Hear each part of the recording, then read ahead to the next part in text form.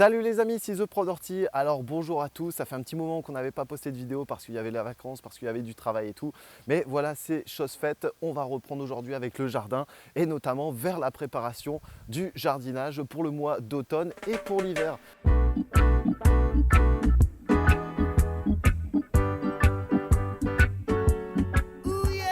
Donc là ici on peut voir que le jardin s'est bien étoffé. On fait les différents travaux d'entretien pour essayer d'optimiser l'agencement et pour optimiser le développement de tous les végétaux. Et c'est ce que l'on va parler aujourd'hui. Donc aujourd'hui j'ai décidé de faire beaucoup de nettoyage, de supprimer quelques têtes de tournesol, de supprimer quelques pieds également afin de les faire sécher pour faire différents hôtels à insectes par la suite ou alors pour s'en servir comme paillage. Donc on va voir ça au fur et à mesure.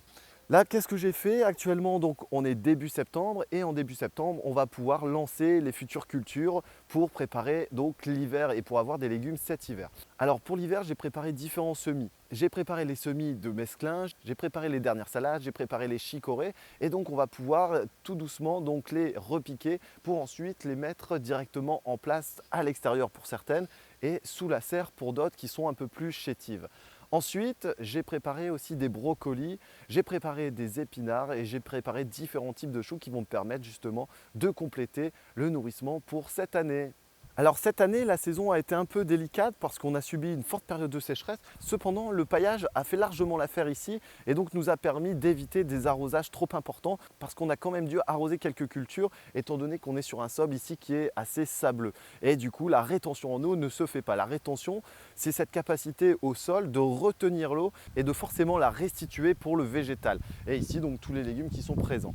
Donc là, au niveau culture, qu'est-ce qui nous reste dans le jardin et qui va persévérer quasiment jusqu'en octobre, novembre? Donc en extérieur, on va avoir donc les tomates. Les tomates qui ici résistent bien encore parce qu'on a des températures qui sont encore favorables, on a une humidité qui n'est pas trop importante. Du coup, on n'a pas de risque de mildiou pour l'instant. Cependant, dans les jours à venir, il faudra se méfier parce qu'on va avoir encore des hausses de température dues à l'été indien, plus une humidité qui est plus importante suite aux pluies que l'on a eues au fur et à mesure de ce mois d'août et de ce mois de septembre.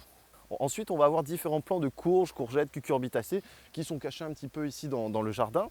Et donc, on va récupérer au fur et à mesure. On va faire attention aux pieds. On va essayer de garder pour les futures semences les pieds les plus résistants à l'oïdium. Et ça, encore une fois, c'est méga important parce que pour l'année prochaine, ces semences-là, c'est elles qui vont vous donner un petit peu cette caractéristique de résistance. Ensuite, on va retrouver donc différents types de légumes. On va retrouver les carottes, les panais, les poirées, etc., etc. qui vont nous permettre d'échelonner les cultures et qui vont nous permettre justement de se nourrir au fur et à mesure.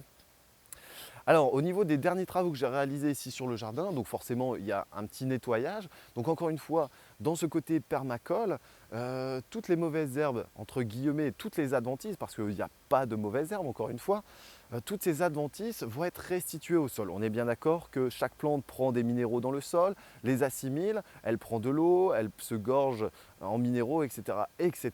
Et donc ces minéraux, il ne faut pas les perdre. C'est pour ça qu'on va réintroduire tout cela dans le jardin afin de trouver cet équilibre. En même temps, ça va se dégrader, on va apporter un minimum de matière organique dans notre jardin. Ensuite, on va récupérer différents types de choux qui se sont développés. Donc d'ici quelques mois, on va récupérer les têtes de choux de Bruxelles. Ensuite, les brocolis, donc c'est les tardives, vont arriver également prochainement. Ensuite, au niveau des physalis, on va cueillir les physalis du Pérou et on va également cueillir les physalis philadelphica. Donc ces physalis pourpres qui sont sympas à poêler et notamment en ratatouille.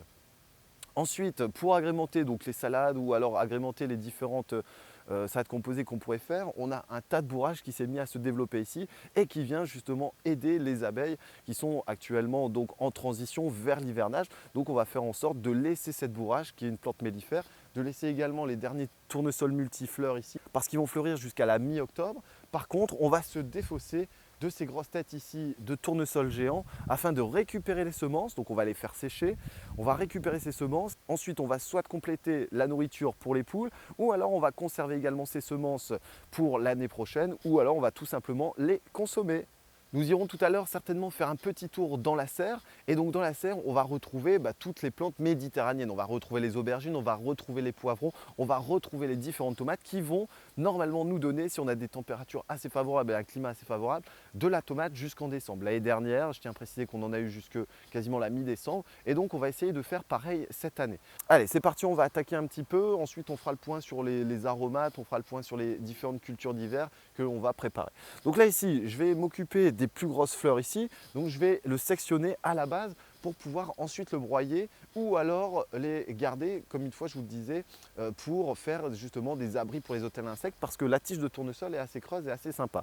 Donc je vais commencer ici par celui-là parce qu'il est beau. Voilà. Et donc là, on va les conserver tels quels. Alors on va faire attention, vous voyez ici par exemple j'enlevais un multifleur qui était gênant. D'ailleurs les semences ici sont déjà consommées par les oiseaux parce que les mésanges aiment bien venir là-dessus.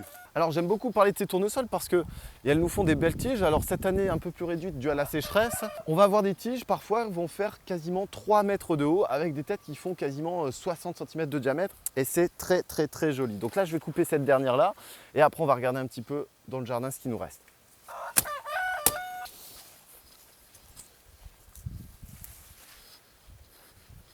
Alors voilà, donc là ici j'ai différents sujets, donc on a à peu près 5-6 pieds au total. On va apprendre le reste au fur et à mesure parce que la floraison n'est pas encore terminée. Et du coup si on veut un taux de germination optimal, il va falloir laisser encore quelques temps. Sinon cela, donc on va récupérer la tige, les têtes on va les laisser sécher au maximum et ensuite on va récupérer les semences au fur et à mesure afin de les conserver pour l'année prochaine et on va les stocker dans un lieu si possible à l'abri de la lumière sans humidité afin d'avoir un taux de germination l'année prochaine qui soit au maximum et aussi pour favoriser la conservation. Alors je vous ai parlé des légumes d'hiver, donc ici on a le poireau qui va pouvoir se développer encore tranquillement à l'abri des grands froids là, qui vont arriver dans les quelques mois à venir. Donc au niveau de l'entretien, ça va être assez facile, donc on va pouvoir proposer un paillage, on va supprimer donc là ici les quelques racines, les quelques liserons également qui s'y développent afin de leur permettre d'avoir une croissance maximale. Donc là on en a planté à peu près 400 pieds au total, donc là on est sur la première zone de culture et ensuite on va récupérer au fur et à mesure. Donc on a essayé d'échelonner pour justement avoir une récolte sur toute l'année. Ceux-là ont été repiqués donc courant juillet, ensuite on en a repiqué début août et ensuite fin août afin d'avoir justement une récolte qui va être échelonnée, qui va nous permettre de s'alimenter d'octobre jusqu'à quasiment juin de l'année prochaine et ensuite on fera notre roulement. Ici je vois un petit peu, donc on a de la patate douce qui est en train de se développer, donc on va la laisser encore un petit peu jusqu'à attendre les grands froids et ensuite on viendra récupérer ces différentes patates douces. Là ici, donc on a nos pieds de courgettes qui nous donnent encore très très bien. Donc ici on en a 2, on en a 5-6 là-bas, plus quelques-uns là-bas. Et donc ici, donc sur cette première zone, ça nous permet de préparer des conserves pour cette année. Et donc cet hiver, on ne manquera pas de courgettes, ni de tomates, ni d'aubergines. On pourra faire des bonnes ratatouilles ou alors des bons couscous. Alors ensuite, bien caché ici dans la cambrousse, on va retrouver donc les dernières opérations qui ont été faites. Donc là ici, on a semé en ligne du navet et on va pouvoir commencer à éclaircir ou alors à repiquer les pieds pour pouvoir les mettre à droite à gauche par la suite. Cependant, c'est une étape assez délicate parce que le navet, normalement qui est un légume racine, ne se repique pas trop. Mais vous pouvez tenter, vous aurez des plus petits navets, mais qui ma foi vous permettront d'avoir des navets et ça évite de jeter tout ça. Au cas où, vous pouvez consommer les fans qui sont très très très bons quand elles sont petites. Ensuite, on a planté différentes laitues. Donc là, c'est une série de 12 laitues là, que j'ai repiquées. Il en reste encore pas mal à faire. Donc ça, on va s'occuper de ça au fur et à mesure. Ensuite, là ici, vous avez une route de poireaux d'hiver, donc qui ont été repiqués la semaine dernière, qui sont en train de se redresser parce qu'on va les planter couchés et ils vont naturellement se redresser. Et ensuite, on va tout doucement buter, qui permettra à la fois de désherber, de concentrer l'humidité au niveau du poireau et aussi d'avoir un fût très très blanc donc pour cet hiver. Ici, on retrouve d'autres poireaux plus gros qu'on a laissés. Donc ici, on va les arroser prochainement parce qu'à chaque repiquage, à chaque transplantation, à chaque semis, on doit arroser ces végétaux. Ça, c'est primordial. Alors dans la serre, forcément, ça s'est bien développé, ça a bien évolué. Donc là, ici, on va récupérer les derniers concombres. Donc là, c'est l'Empereur King qui sont en train de bien de se développer. Donc là, on a eu des belles têtes qui ont fait quasiment 2,50 m. Donc on a récupéré au fur et à mesure. On va conserver quelques pieds pour les semences parce que ça, c'est des concombres qui se conservent assez bien tout au long de la saison. Vous mettez cela dans une cave et vous pouvez les conserver et les consommer au fur et à mesure. Derrière, on a des concombres verts qui sont en train de terminer un petit peu leur cycle, et encore derrière, on a les tomates donc, qui vont nous donner au fur et à mesure. Donc là, au niveau de l'échelonnement, on va échelonner donc les concombres ici qu'on va laisser encore maturer d'ici quelques temps, et on va donc tout doucement planter au pied différentes laitues, différentes salades ou alors des épinards qui vont nous permettre justement de commencer à se développer tout en ayant une zone ombragée parce qu'on va encore avoir des jours assez chauds là pour cette période.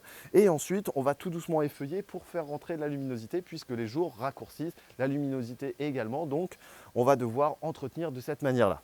Alors, vous voyez ici dans la serre, ça commence à bien se développer. On a du mal à filmer parce qu'on n'a plus beaucoup de place parce qu'il y a des pieds partout.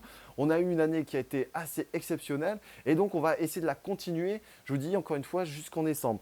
Donc là, au niveau des pieds, au niveau de l'entretien de ces tomates et pour la période automnale, ce que l'on va faire, c'est tout doucement remonter les pieds, donc effeuiller, pour pouvoir planter des nouveaux plants au pied. Et ça, donc, ça va être une chose importante. En même temps, cet effeuillage va permettre de faire circuler l'air qui est en ce moment très très lourde. Et c'est cette humidité justement et cette atmosphère très lourde qui va favoriser donc les apparitions de mildiou ici sur nos pieds de tomates. Sans compter le froid qui va s'ajouter et qui va commencer donc à attaquer nos pieds. Donc là-dessus, on va essayer de faire au maximum une ventilation et maintenir une chaleur importante dans notre serre. Ensuite, donc au niveau végétaux, donc là ici on peut observer, donc on a le citronnier qui est en train de bien se développer, qu'on va protéger pour cet hiver. Comme je vous le disais tout à l'heure, on a semé différentes choses. On a semé des épinards, on a semé des choux, on a semé de la laitue, on a semé de la mâche. Et donc tout ça, on va les laisser se développer afin de pouvoir en mettre un peu partout et d'avoir justement du légume vert, du légume feuille pour cet hiver. Je vous ai parlé également des aromates. Les aromates, donc qu'on va pouvoir commencer également à faire sécher, qu'on va pouvoir utiliser pour ces tisanes d'hiver, mélanger avec un peu de miel, ça vous donne quelque chose d'assez sympa. Et ici, comme on produit tout, c'est des choses qui ne nous coûtent pas très très cher et qui sont vraiment excellentes. Donc là, ici, on a de la verveine qui est en train de se développer. Donc on va également la bouturer pour pouvoir avoir d'autres pieds l'année prochaine. On va également s'occuper de la sauge, des calendules, on va s'occuper de l'hysope, toutes ces plantes-là qui sont très importantes au jardin, qui sont à la fois mellifères et qui sont aussi importantes en tant que personne, en tant qu'être humain, parce que c'est des plantes médicinales. Et donc tout cela, on va essayer de les conserver et de les multiplier, obtenir l'année prochaine des nouveaux pieds qu'on aura rajeunis. Alors voilà, donc là je vous parlais tout à l'heure du cresson. Ensuite, on a ressemé de la salade ici. Et on a semé donc les épinards qu'on va pouvoir bientôt transplanter. Également de la salade mesclun qui va nous permettre justement de faire des récoltes sur la période automnale. Pour terminer, on va parler un petit peu donc, de cette évolution. Donc si vous n'avez pas commencé votre jardin, vous allez devoir le préparer à peu près à ce moment-là.